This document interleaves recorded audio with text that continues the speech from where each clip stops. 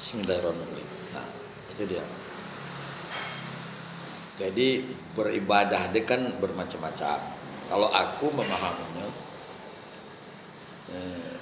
Islam itu, ilmu Islam itu laksana samudra. Jadi luas. Jadi kita beribadah tuh bermacam-macam. Ada yang suluk, tarekat.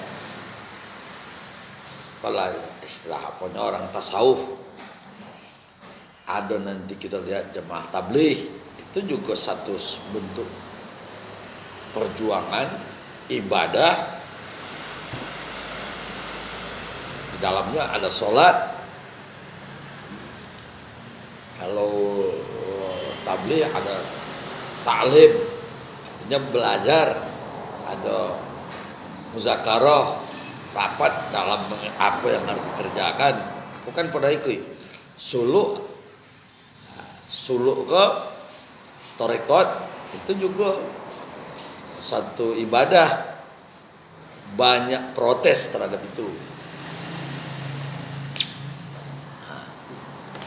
Banyak protesnya. Ada yang memprotes, tak ada tuh zikir Allah. Itu protes. Ada yang protes karena itu ada namanya robitoh.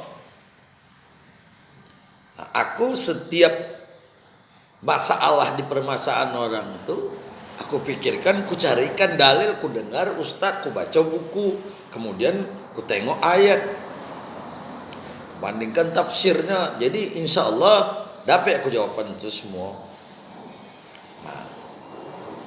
Jadi bertorekot tadi itu kan pekerjaan rukun Islam. Pertama di dalam itu kita rutin sholat 5 waktu.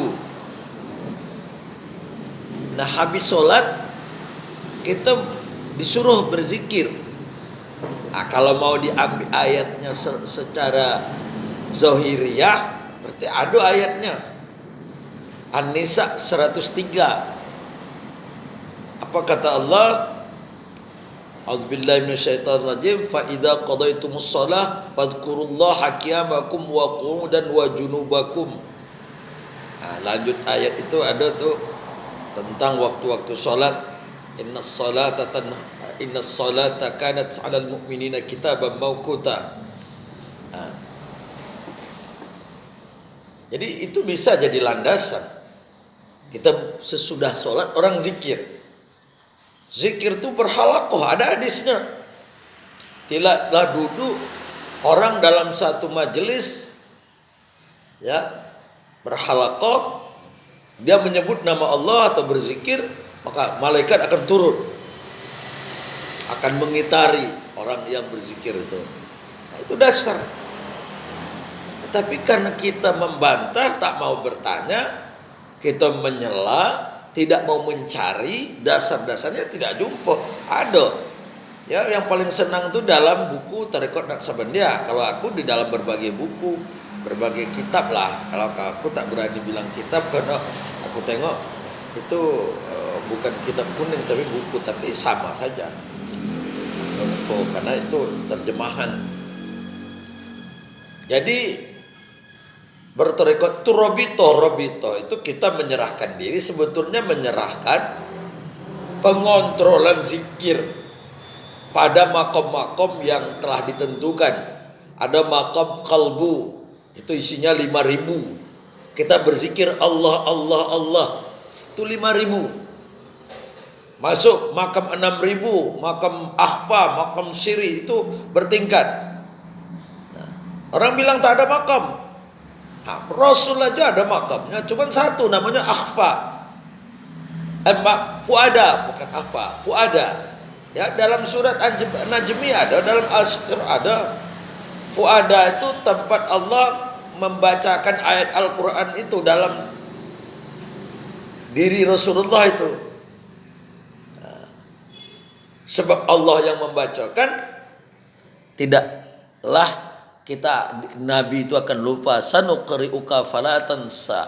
Aku yang membacakannya, maka engkau tidak lupa. Beda dengan kita baca sendiri. Nah, jadi makam kolbu dalam torekot itu tempat zikir pertama. Apa zikirnya? Allah, Allah. Nah, kata orang tak ada dasarnya. Apa tak ada? Itu dasarnya Al-Isra 110. Qulid Allah. Nah, qulid Allah itu katakan, panggil, sebut. Ud'u itu sebut, panggil. Zikir itu menyebut. Ya ayyuhalladzina amanu dzkurullaha dzikran katsira. Hai orang-orang beriman, sebutlah nama Allah dengan sebutan kasir. Kasir itu banyak. Jadi jangan sekali. Nah, makanya orang torekot Allah Allah itu 5.000 sehari semalam. Nah, kalau orang mengambil torekot aja, zikirnya cuma di situ, tidak ada lagi tambah 6.000, 8.000, 10.000 dan kuluhun jasad, seluruh jasad berzikir. Sedang kita bacakan Allah Allah tadi terlalu banyak, dia melimpah, perasaan itu dalam, mengalir menurut aliran darah. Jadi zikir Allah Allah Allah itu. Jadi zikir itu menyebut nama Allah.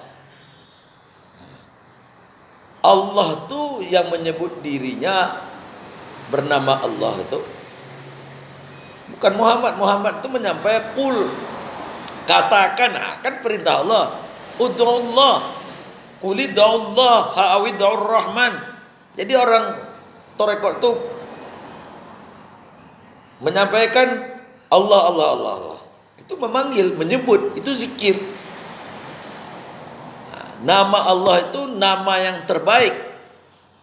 Allah, kata-kata Allah itu nama yang mewakili banyak sifat Allah yang terbesar.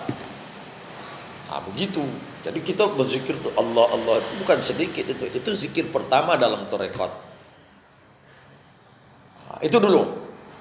Sampai nanti beribu, 10.000, ada makam 10.000, makam seboleh. Kemudian ada namanya ukuf, baqiyah. Itu di situ letak makam. Nah, itu kita harus lakukan dan bisa dibaca, tapi baru tahu kita apa yang terjadi. Nah, apa yang diperiksa oleh guru, oleh mursyid sebagai robitoh.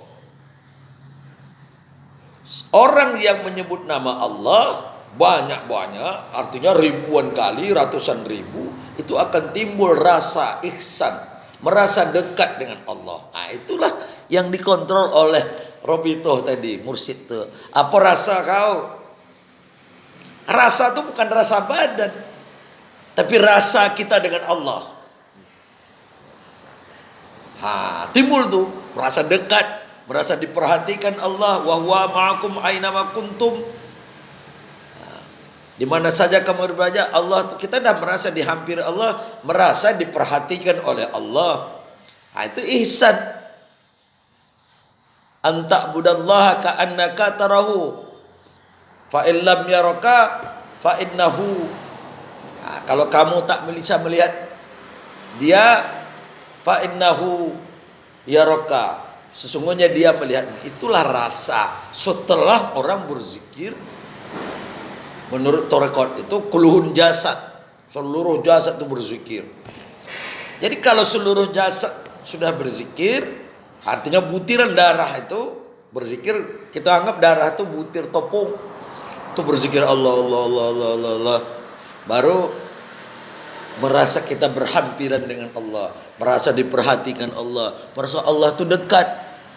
Jangan disamakan dengan sesuatu, tidak boleh. Itu makanya Allah itu laisa kamislihi, laisa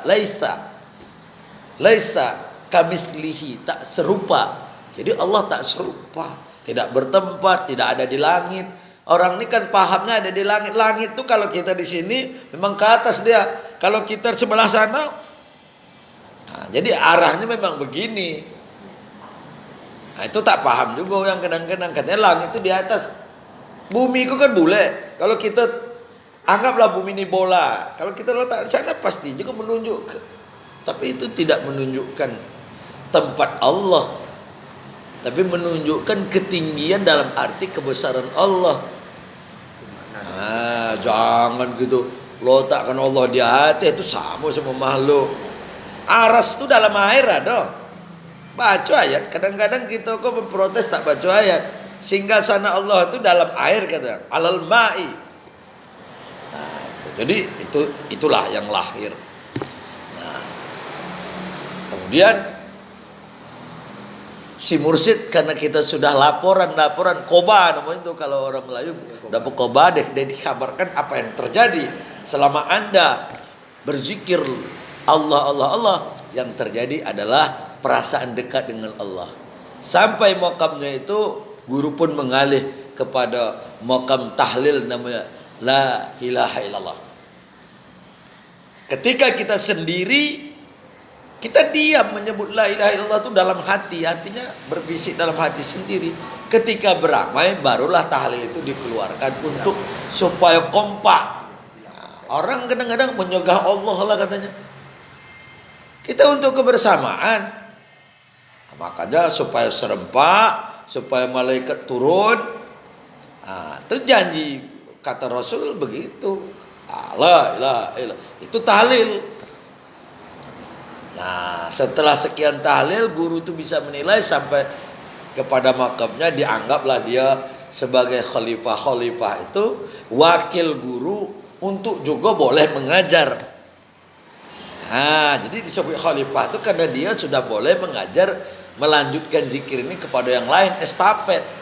Jadi khalifah itu estafetnya bukan sama makna khalifah dari apa itu, dari Allah memimpin bumi, itu kan perpanjangan. Jadi supaya lanjut gitu sampailah nanti kepada tahlil. Kita itu di dalam itu supaya konsen, supaya tak pengaruh. Sebab dalam aliran darah ini kata Nabi, setan itu ikut.